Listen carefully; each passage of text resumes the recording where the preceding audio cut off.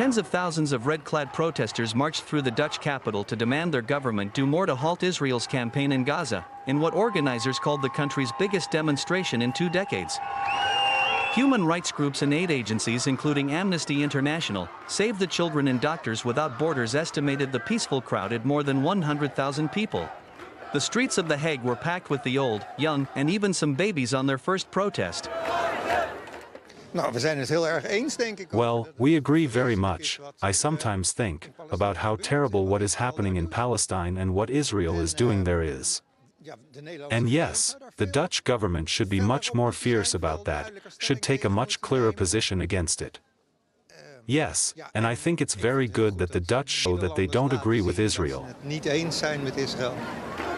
The march passed the Peace Palace, headquarters of the United Nations International Court of Justice, where last year judges ordered Israel to do all it can to prevent death, destruction, and any acts of genocide in Gaza.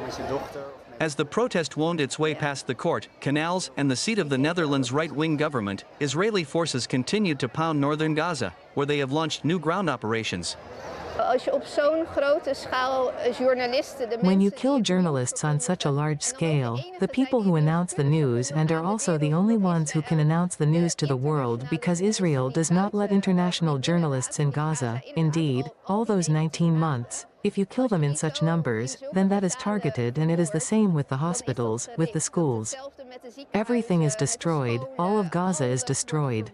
And there is also the intention, because the cabinet members of Israel, they also express their wish to erase Gaza.